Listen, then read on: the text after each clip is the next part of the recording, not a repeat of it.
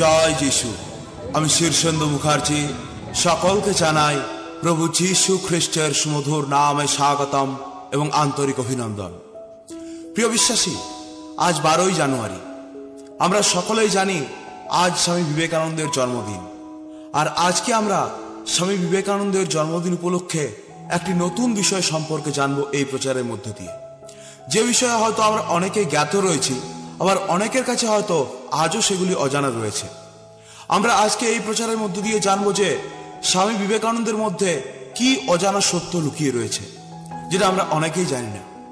আশা করি আজকের প্রচার আপনাদেরকে আরো বেশি করে ঈশ্বরের প্রতি বিশ্বাস স্থাপন করতে সাহায্য করবে। চলুন শুরু করা যাক আজকের প্রচার। আজকের প্রচারের বিষয় প্রভু যীশু খ্রিস্ট সম্পর্কে স্বামী বিবেকানন্দ কি বলেছিলেন।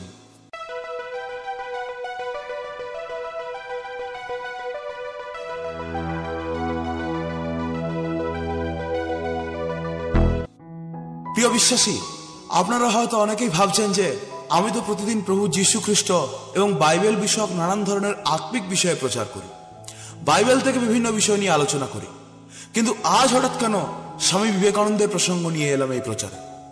স্বামী বিবেকানন্দের সঙ্গে এই প্রচারের সম্পর্ক কি? স্বামী বিবেকানন্দের সম্পর্কে কি অজানা সত্য আমরা জানি না? আর স্বামী বিবেকানন্দের সঙ্গে প্রভু যীশু খ্রিস্টের সম্পর্কটাই বা কিসের? প্রিয় বিশ্বাসী, আমরা সকলেই জানি যে স্বামী বিবেকানন্দ ছিলেন ভারতীয় সমাজ, দর্শন এবং হিন্দু সমাজের একজন অন্যতম পথিকৃৎ।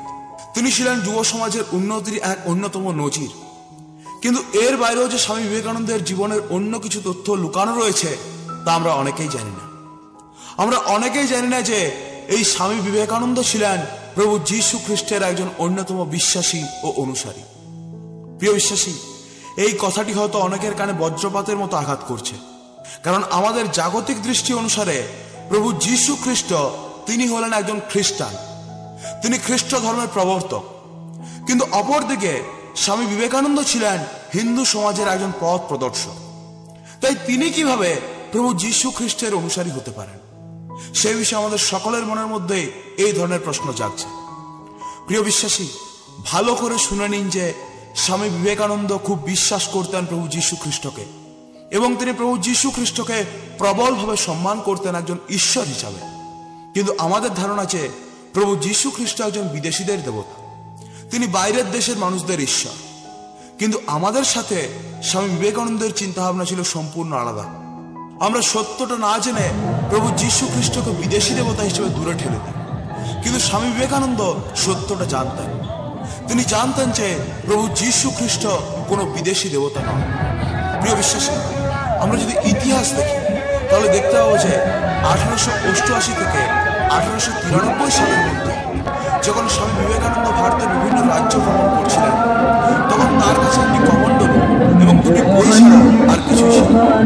আর সেই দুটি বই হলো, এক নম্বর হচ্ছে ভগবত গীতা এবং 2 নম্বর থমাস ক্যাম্পিসের লেখা দ্য ইমিটেশন অফ খ্রাইস্ট। এটা কোনো প্রচারকের মন ভোলানো গল্প নয়, এটা ইতিহাস আমাদেরকে সত্য। আপনার যদি বিশ্বাস না হয় তাহলে ভিডিওর নিচে ডেসক্রিপশন বক্সে আমি লিঙ্ক দিয়ে দেবো, যে কোথা থেকে আমি এই তথ্যগুলো সংগ্রহ করেছি। আপনারা সেই লিঙ্কে গিয়ে ভালোভাবে পড়ে আসতে পারেন।